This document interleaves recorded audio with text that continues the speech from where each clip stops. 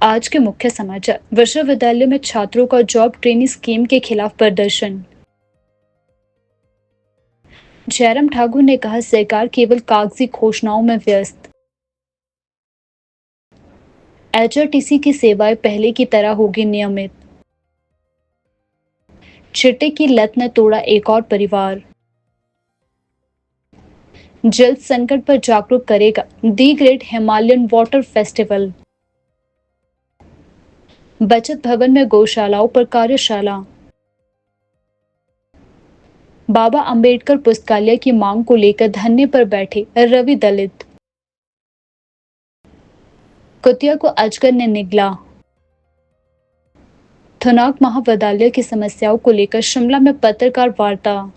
अब समाचार विस्तार से। हिमाचल प्रदेश विश्वविद्यालय के सैकड़ों छात्रों और शोधार्थियों ने प्रदेश सरकार के प्रस्तावित जॉब ट्रेनिंग स्कीम के खिलाफ शांतिपूर्ण धरना प्रदर्शन किया। छात्रों का कहना है कि इस स्कीम में 2 वर्ष की ट्रेनिंग अवधि और दक्षता मूल्यांकन परीक्षा जैसी शर्तें प्रतिभाशाली युवाओं के आत्मविश्वास को चोट पहुंचाती है और सीधी नियुक्ति के अधिकार का हनन करती है। प्रदर्शनकारी छात्रों ने सरकार से इस नीति को तत्काल वापस लेने की मांग की और चेतावनी दी है कि मांगे अनसुनी रही तो आंदोलन और उग्र किया जाएगा। छात्रों ने इस विरोध को युवाओं की आवाज और लोकतांत्रिक संवाद की आवश्यकता बताया है।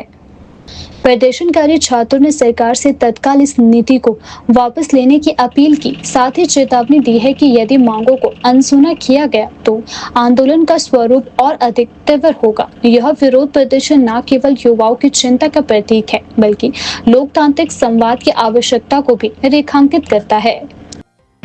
सरकार आउटसोर्सिंग भर्तियों, मजदूर भर्तियों और अनेक तरह की भर्तियों उसके तहत अपने चहेते को भर्ती कर रही है और हम चुपचाप देखते जा रहे हैं। साथियों, अब बात इतनी आगे बढ़ चुकी है कि सरकार ने एक ऐसी पॉलिसी जिसका नाम न्यू जॉब ट्रेनिंग पॉलिसी है, उसको लाकर हम सब युवाओं को अनदेखा किया है। ये ट्रेनिंग पॉलिसी हम सब युवाओं में असुरक्षा पैदा करती है। हम सब सरकारी जॉब की तैयारी इसीलिए करते हैं ताकि हमारी जॉब सिक्योर रहे, जबकि इसमें हमें किसी भी प्रकार की जॉब सिक्योरिटी नहीं दिख रही। तो साथियों, इससे मैं इस पॉलिसी के अगेंस्ट में मैं सरकार से कुछ प्रश्न करना चाहूंगा कि ये आपकी जॉब ट्रेनिंग पॉलिसी क्या युवाओं को जॉब सिक्योरिटी देंगी? जॉब ट्रेनिंग पॉलिसी को लाया गया, क्या ये करप्शन का दूसरा हिस्सा नहीं है, स्पष्ट रूप नहीं है? साथियों, ये हम युवाओं को सस्ते लेबर के रूप में इस्तेमाल कर रहे हैं। और मेरा एक और भी प्रश्न है कि अंतिम में जो ये डिपार्टमेंटल टेस्ट करेंगे, जो उसका अनडिफाइंड स्ट्रक्चर है, क्या यह युवाओं को मानसिक दलदल में नहीं धकेलेगा? इसका क्या स्ट्रक्चर रहेगा? ये अनडिफाइंड है। तो साथियों, एक मेरा सवाल यह भी है, क्या बुजुर्गों को दी जा रही ओपीएस हम युवाओं से वसूली की जा रही है? साथियों, हम युवाओं को नौकरी पाने के लिए क्राइटेरिया पे क्राइटेरिया लगाते जा रहे हैं। क्या इन अनपढ़ नेताओं के लिए कोई क्राइटेरिया लगाएंगे जिससे हमारे समाज का भी सुधार हो सके?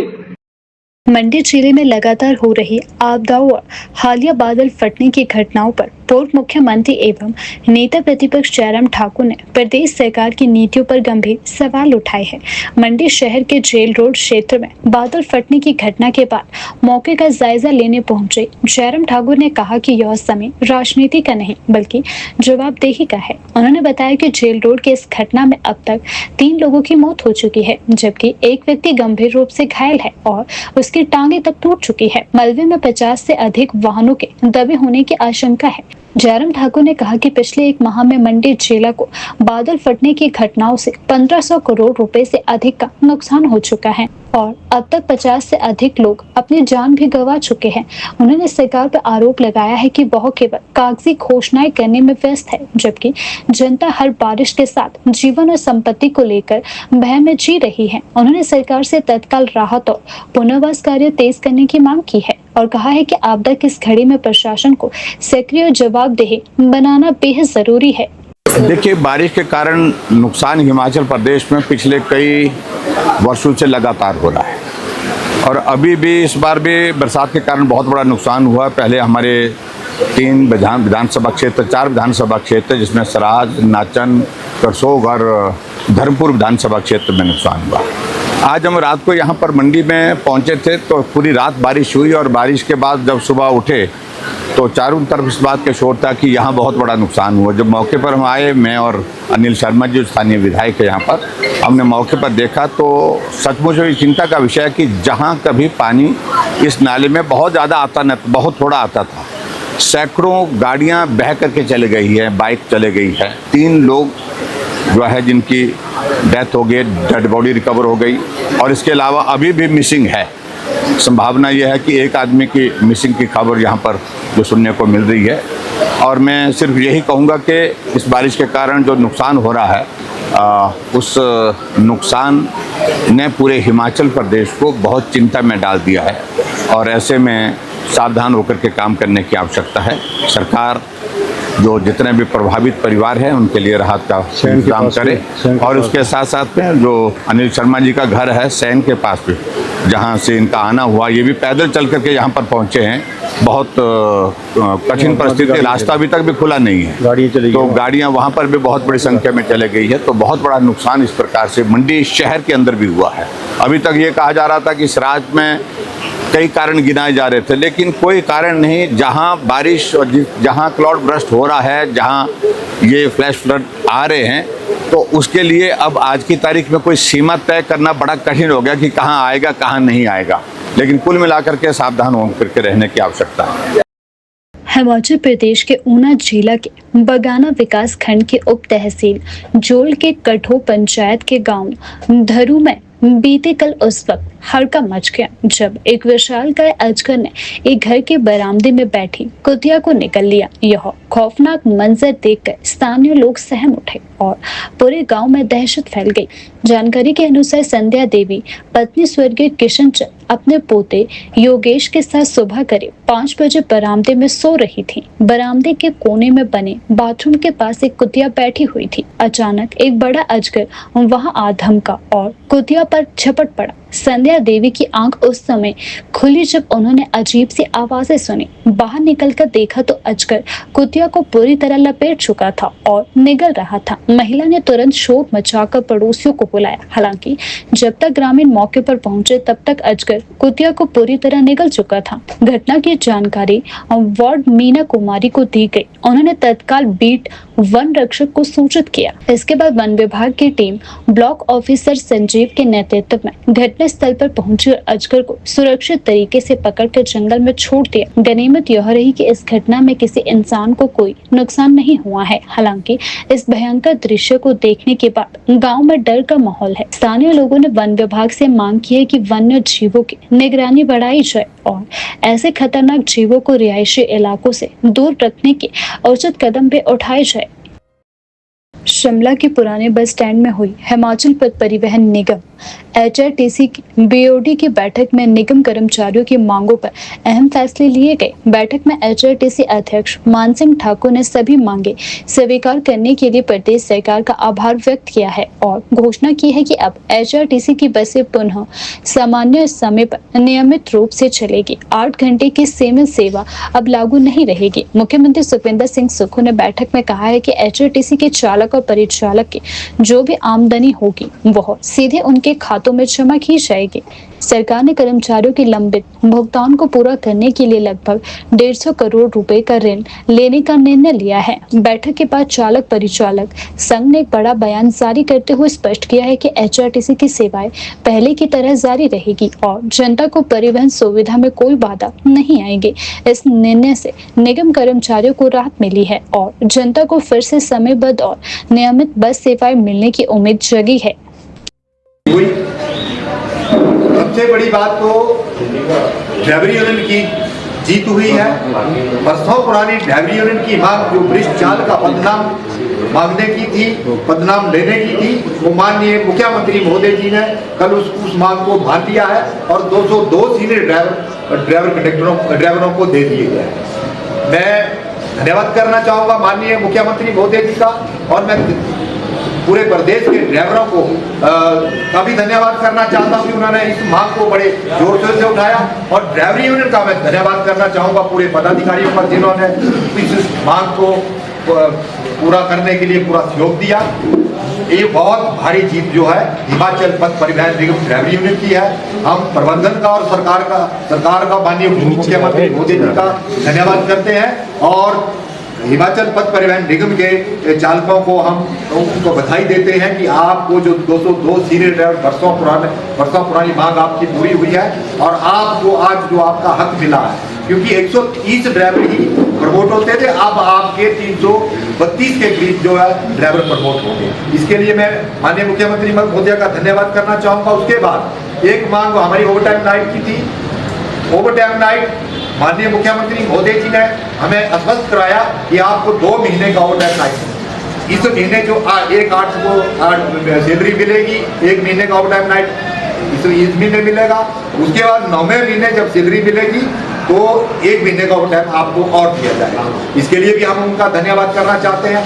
उसके बाद उनसे हमने कहा कि ये सफिशिएंट नहीं है क्योंकि बहुत भारी देनदारियां जो है निगम के कर्मचारियों की हैं। उन्होंने ये हमें आश्वस्त कराया कि 150 करोड़ रुपया निगम प्रबंधन जो है वो लोन ले रहा है और 150 करोड़ रुपया जो है ड्राइवर कंडक्टर और वर्करों की देनदारियों के लिए ही दिया जाएगा। इतना नहीं, उन्होंने फोनिकली बात करके ये आश्वस्त कराया कि आपको 2.5 से 3 महीने के अंदर 150 करोड़ रुपया दे दिया जाएगा, जिसमें आपका 50,000 एरियर दिया जाएगा, जिसमें आपका मेडिकल रिफर्समेंट दिया जाएगा, जिसमें आपका ओवरटाइम नाइट दिया जाएगा। उसके बाद उन्होंने बड़ा दिल रखते हुए 6 महीने का मेडिकल रिफर्समेंट दिया, उसके लिए भी हम उनका धन्यवाद करते हैं। उसके बाद हमारी यूनिफॉर्म जो हमारी 3 यूनिफॉर्म थी उन्होंने आपको दे दी जाएगी, इसके लिए भी उन्होंने आश्वस्त कराया। उसके बाद हमारे वेतन बारे जो हमारा वेतन शिमला में कुछ है, तारादेवी में कुछ है, उसके बारे में उन्होंने कहा कि आपका 20 या 25 दिन के अंदर अंदर आपकी इस मांग को भी पूरा कर दिया जाएगा। उसके बाद जो हमारी सबसे बड़ी मांग थी वेतन और सैलरी कि हमें टाइम पे मिले, तो उन्होंने उस मांग को माना कि आपको वेतन जो वेतन है और पेंशन है वो टाइम पे दी जाएगी। ये हमारी मांगे उन्होंने सारी की सारी मांगों को माना है और मैं धन्यवाद करना चाहूँगा माननीय उप मुख्यमंत्री मोदी जी का, जिन्होंने बहुत बड़ी उपलब्धि हिमाचल पथ परिवहन निगम ड्राइवर यूनियन को दी है और 202 ड्राइवरों की सौगात जो है वो एचआरटीसी के ड्राइवरों को मिली है।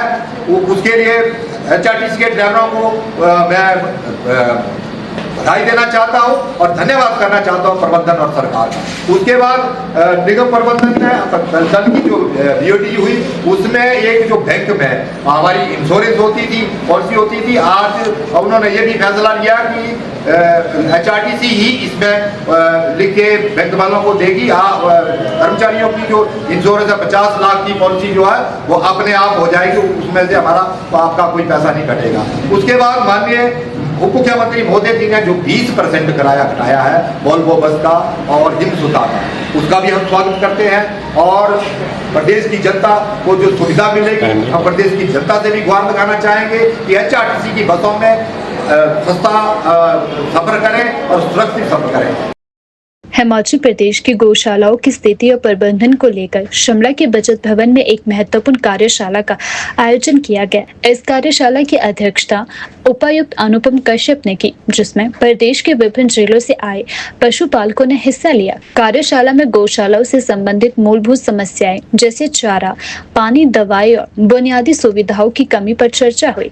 इसके साथ ही पशुपालकों ने हाल ही में दूध के रेट 51 रुपए प्रति लीटर किए जाने पर सरकार का आभार जताया। एक पशुपालक ने कहा कि दूध के रेट बढ़ने से अब लोग पशुपालन और गौशालाओं की ओर फिर से आकर्षित हो रहे हैं। यह ग्रामीण अर्थव्यवस्था को मजबूत करने की दिशा में एक अच्छा कदम है। उपायुक्त अनुपम कश्यप ने कहा कि प्रशासन का प्रयास है कि गौशालाएं आत्मनिर्भर बने और यहाँ मौजूद पशुओं को सभी जरूरी सुविधाएं उपलब्ध करवाई जाए।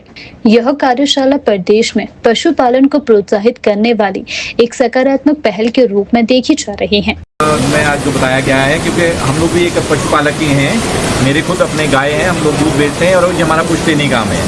तो सरकार ने जो दूध का रेट वगैरह हमें है आज, जब 45 रुपये था, 50 रुपये, आज 51 रुपये के हिसाब से जो हमें मिल रहा है, तो सरकार ने इसके लिए एक अच्छे कदम उठाए हैं। और जो लोग अभी जो थोड़े पशुपालक की तरफ कम जा रहे थे, अब लोगों का थोड़ा रुझान बढ़ा है जब सरकार इसकी तरफ कदम उठा रही है।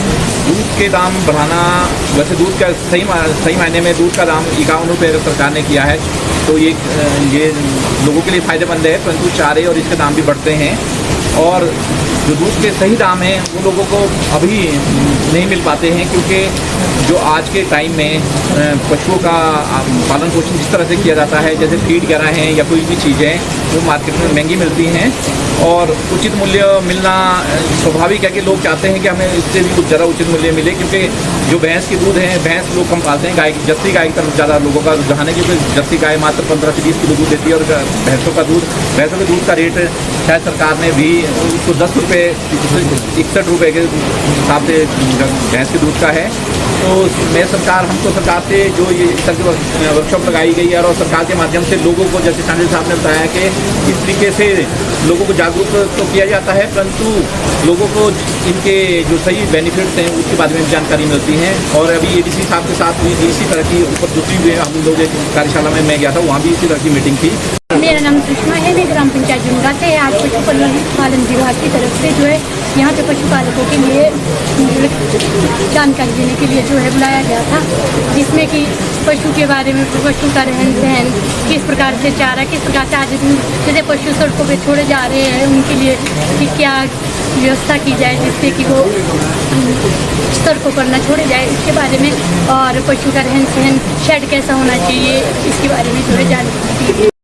राजधानी शिमला में नशे की लत ने एक और परिवार को तबाह कर दिया है। घरेलू हिंसा अधिनियम के तहत जिला एवं सत्र न्यायालय चक्कर में दर्ज एक मामले में पत्नी ने अपने पति पर नशे की लत, मानसिक व शारीरिक उत्पीड़न और संपत्ति बेचकर परिवार को बेसहारा छोड़ने का आरोप लगाया है। पीड़िता के मुताबिक उसकी शादी मार्च 2017 में विनोद कुमार से हुई थी। शादी के बाद 2 बेटियां भी पैदा हुई है, लेकिन समय के साथ पति चिट्टे हेरोइन का आदी हो चुका है और अपनी नशे की लत को पूरा करने के लिए पैतृक संपत्ति तक बेचने लगा है। यहाँ तक उसे 6 महीने के लिए शिमला के एक पुनर्वास केंद्र में भी भर्ती करवाया गया था, लेकिन वहां से लौटने के बाद उसने दोबारा नशा करना शुरू कर दिया। पत्नी ने अदालत से गुहार लगाई है कि उसे और उसकी नाबालिग बेटियों को आर्थिक सहायता दी जाए और पति को बची हुई पैतृक संपत्ति बेचने से रोका जाए। मुख्य न्यायिक दंडाधिकारी विभूति बहुगुणा ने मामले की गंभीरता को समझते हुए इसे आंशिक रूप से स्वीकार किया है। कोर्ट ने प्रतिवादी विनोद कुमार को आदेश दिया है कि वह अपनी पत्नी को 5,000 दोनों बेटियों को 2-2 हजार रुपए कुल 9,000 प्रति माह की राशि अदा करे। यह भुगतान याचिका दायर करने की तिथि से लेकर मुख्य याचिका के अंतिम निपटारे तक किया जाना होगा। साथ ही कोर्ट ने प्रतिवादी पर अगली सुनवाई तक अपनी संपत्ति को हस्तांतरित करने पर रोक लगाई है। राजस्व अधिकारी को निर्देश दिए गए हैं कि वे व्यक्ति की संपत्ति की जानकारी का ब्यौरा 4 सितंबर तक कोर्ट में दाखिल करें। अदालत ने यह भी स्पष्ट किया है कि मानसिक और शारीरिक उत्पीड़न के आरोप अभी साबित नहीं हुए हैं, लेकिन मुख्य याचिका के निपटारे में समय लग सकता है। इस बीच प्रतिवादी कानूनी और नैतिक रूप से पत्नी व बेटों का भरण पोषण करने के लिए बाध्य है और किसी भी परिस्थिति में वह इस जिम्मेदारी से बच नहीं सकता है। हिमालय क्षेत्र में पानी की बचत और पर्यावरण को सुरक्षित रखने के लिए एक खास कार्यक्रम the great Himalayan water festival का आयोजन 1 अगस्त 2025 को ऐतिहासिक गेयटी थिएटर शिमला में आयोजित किया जाएगा। इस महत्वपूर्ण विषय की जानकारी आज शिमला में प्रेस वार्ता के दौरान दी गई। इस मौके पर फिल्म द लास्ट ड्रॉप का भी प्रीमियर होगा, जो पानी की कमी और उसके समाधान पर आधारित है। मुख्यमंत्री ठाकुर सुखविंदर सिंह सुक्खू इस फिल्म का समर्थन करेंगे और राजस्व मंत्री कर्नल धनीराम शांडिल मुख्य अतिथि होंगे। फिल्म और फेस्टिवल का मकसद लोगों को यह समझाना है कि हिमालय जैसे इलाकों में पानी की समस्या कितनी गंभीर होती जा रही है और हमें इसे बचाने के लिए क्या कदम उठाने चाहिए। यह कार्यक्रम पर्यावरण के प्रति जागरूकता बढ़ाने, पानी की बेहतर उपयोग और लोगों को इस अभियान से जोड़ने का एक अच्छा मौका है।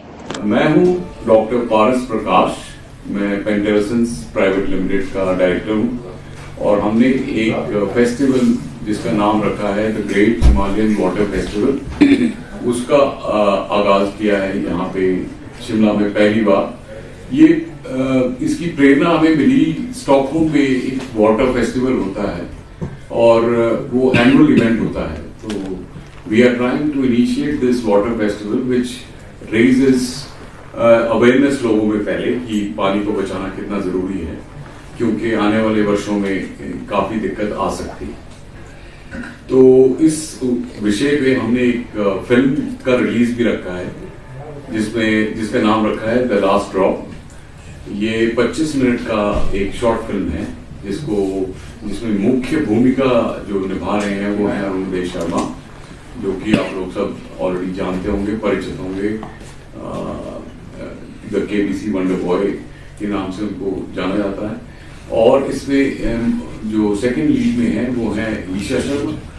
ईशा शर्मा इज ऑल्सो बड़ी मतलब अच्छी बॉलीवुड तक काम करने वाली एक्ट्रेस हैं, जिन्होंने अभी एक सीरियल आता था सब टीवी पे, उसके अंदर मुख्य भूमिका निभाई है। और उसके बाद हम कुछ इन्फ्लुएंसर्स को भी बुलाएंगे जो सोशल मीडिया इन्फ्लुएंसर्स हैं, जो कि पानी की बचत के बारे में बात करेंगे। और उसके बाद फिर एक फिल्म प्रीमियर किया जाएगा और अभिज्ञा बैंड भी इसका हिस्सा बनेगा। तो मैं आपके माध्यम से जितने भी शिमला के निवासी हैं उनको प्रोत्साहित करूंगा कि इस फिल्म को और इस फेस्टिवल को आके जरूर देखें। अगर आप आ सकते हैं तो बहुत अच्छा, अगर आप नहीं आ पाए तो सोशल मीडिया के माध्यम से भी इसे जरूर देखें। Thank you. बागवानी एवं वानिकी महाविद्यालय थोनाग मंडी से जुड़े महत्वपूर्ण विषय को लेकर विद्यार्थी अभिभावक अस्थायी एसोसिएशन के प्रधान राजेंद्र पाल ने आज शिमला स्थित प्रेस क्लब में एक पत्रकार वार्ता को संबोधित किया। इस संवाद के दौरान राजेंद्र पाल ने अटल आदर्श विद्यालय गोहर तथा गोडारी से संबंधित विषय के साथ साथ महाविद्यालय की मौजूदा स्थिति, छात्रों को आ रही समस्याएं, सुविधाओं की कमी और प्रशासन की ओर से हो रही अपेक्षा पर अपना पक्ष रखा। साथ ही उन्होंने बताया कि अभिभावकों और विद्यार्थियों के मन में महाविद्यालय के भविष्य, पाठ्यक्रमों की गुणवत्ता और बुनियादी ढांचे को लेकर गंभीर चिंता है। ऐसे में यह प्रेस वार्ता सरकार और प्रशासन तक सीधे तौर पर छात्रों की आवाज पहुंचाने का एक प्रयास है। एसोसिएशन की ओर से यह भी उम्मीद जताई जा रही है कि संवाद के बाद संबंधित विभागों द्वारा उचित कदम उठाए जाएंगे और छात्रों के शैक्षणिक हितों की रक्षा सुनिश्चित भी की जाएगी। क्योंकि 250 से 260 के करीब विद्यार्थी वहां पर रह रहे थे और उनकी सुरक्षा को लेकर चिंता का विषय बना हुआ था। इसके संबंधित गत दिनों में विद्यार्थी एवं अभिभावक पहले 100 के करीब संख्या में थे, जो कि इन बच्चों की सुरक्षा को, जानी सुरक्षा को और शैक्षणिक भविष्य की सुरक्षा को लेकर माननीय मुख्यमंत्री महोदय श्री सुखविंदर सिंह सुक्खू एवं बागवानी मंत्री श्री जगत सिंह नेगी जी से शिमला सेक्रेटरीट में मिले थे और बागवानी एवं वानिकी महाविद्यालय थुनाग को कहीं अन्य दूसरी सुरक्षित जगह पर स्थानांतरित करने वाले गुहार लगाई थी। माननीय मुख्यमंत्री एवं बागवानी मंत्री जिसने हम सभी माता पिता और विद्यार्थियों की समस्या को मद्देनजर रखते हुए उक्त विद्यालय को अस्थायी तौर पर अटल आदर्श विद्यालय गुदारी गोहल चाचाओं के समीप स्थानांतरित करने का फैसला लिया और इसके बारे में 24/7/2025 को अधिसूचना भी जारी कर दी गई थी। इसके लिए हम सभी अभिभावक माननीय मुख्यमंत्री श्री सुखविंदर सिंह सुक्खू एवं बागवानी मंत्री, विशेष तौर पर बागवानी मंत्री श्री जगत सिंह नेगी जी का तहे दिल से शुक्रिया अदा करते हैं और साथ में थुनाग की स्थानीय जनता एवं दुकानदारों को भी प्रेस कॉन्फ्रेंस के माध्यम से यह संदेश देना चाहते हैं कि बागवानी एवं वानिकी महाविद्यालय थुनाग में थुनाग के बच्चों को भी अपने बच्चों के तुल्य समझें और बच्चों की सुरक्षा को लेकर अगर ये महाविद्यालय गुदारी गोहल चाचा को स्थानांतरित हो गया है, इसके लिए आपसे हम सभी अभिभावक एवं विद्यार्थी सहयोग की अपेक्षा रखते हैं। ये समझा जा सकता है कि और आकलन भी किया जा सकता है कि उक्त कॉलेज के स्थानांतरण से स्वाभाविक है कि स्थानीय दुकानदारों की आर्थिकी पर भी कुछ असर पड़ेगा, किंतु इसकी भरपाई के लिए सरकारों के द्वारा आय सृजन के अन्य दूसरे साधन भी ढूंढे जा सकते हैं। धन्यवाद। शिमला के बचत भवन के बाहर देवभूमि संगठन के अध्यक्ष रवि दलित ने बाबा अंबेडकर पुस्तकालय के मुद्दे को लेकर शांतिपूर्ण धरना प्रदर्शन किया। रवि दलित का कहना है कि जिस स्थान पर डॉक्टर भीमराव अंबेडकर के नाम पर पुस्तकालय स्थापित होना चाहिए था, वहां सरकार ने हिम एरा नामक दुकान खोल दी है, जो संविधान निर्माता बाबा साहिब के प्रति अपमान है। उन्होंने इस फैसले का कड़ा विरोध करते हुए इसे दलित समाज की भावनाओं के साथ खिलवाड़ बताया है। प्रदर्शन के दौरान रवि दलित ने स्पष्ट रूप से कहा है, यदि सरकार ने इस मुद्दे पर शीघ्र कार्यवाही नहीं की तो हम आगामी विधानसभा सत्र और मुख्यमंत्री आवास के बाहर भी प्रदर्शन करेंगे। यह केवल पुस्तकालय नहीं, बाबा साहिब के विचारों और सम्मान की बात है। उन्होंने सरकार से मांग की है कि हिम एरा की दुकान को तत्काल वहां से हटाकर उस स्थान पर बाबा अंबेडकर पुस्तकालय को स्थापित किया जाए, ताकि युवाओं को सामाजिक न्याय, समानता और संविधान की मूल भावना से जुड़ी प्रेरणा मिल सके। ये भारत का संविधान में लेकर बैठा हूँ, इसको यहाँ पर लेकर बैठने का मेरा मकसद साफ और स्पष्ट है। अंबेडकर पुस्तकालय चौड़ा मैदान, अंबेडकर जिसका शिलान्यास 6 दिसंबर 2001 को हमारे सम्माननीय स्वर्गीय राज्यपाल सूरज भान जी ने किया था। सूरज भान जी के तत्वाधान में वहाँ पर जो है एक संविधान की प्रति दी गई थी, साथ में कुछ कुल राशि भी दी गई थी, लगभग 2 लाख रुपया। और उसको लेकर जो है हमने 2006 से लड़ाई लड़ी थी, हम लोगों ने आवाज़ उठाई थी। उसके बाद कांग्रेस की सरकारें आई, भाजपा की सरकारें आई, कोई नहीं सुनता था। हम लोग 2009-10 के बीच जो है हमारे को उठा लिया गया था, हमारे को बालूगंज थाना ले जाएगा।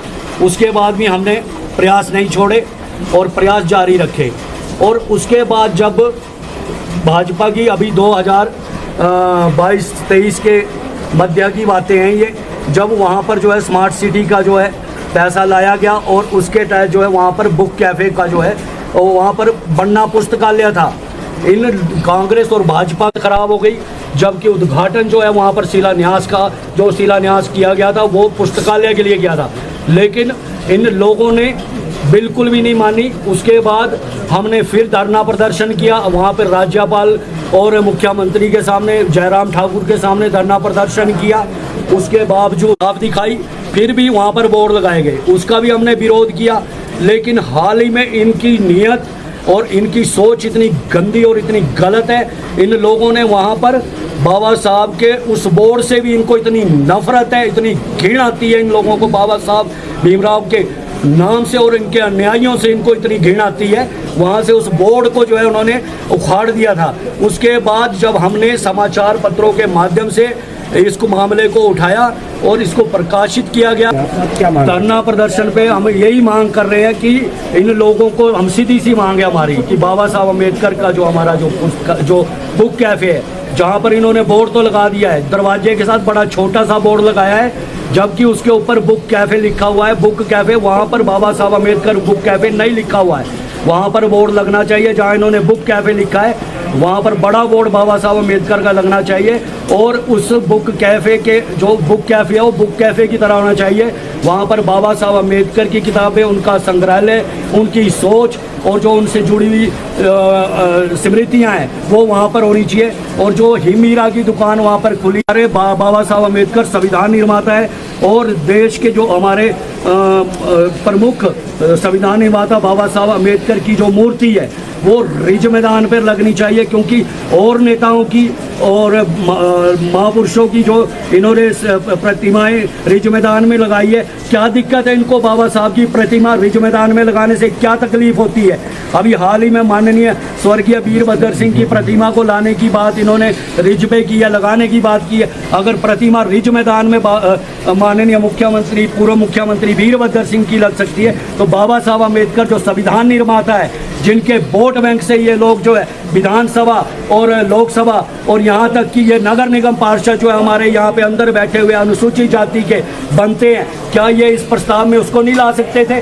और हमारी सीधी सी मांग है, बाबा साहब अम्बेडकर जो पुस्तकालय जो बुक कैफ़े है उसके अंदर सिर्फ और सिर्फ बाबा साहब से निर्मित जो है उनकी जो संग्रहालय है, उनकी जो किताबें, उनकी जो सोच है, उनकी जो प्रदर्शनी है वो लगनी चाहिए।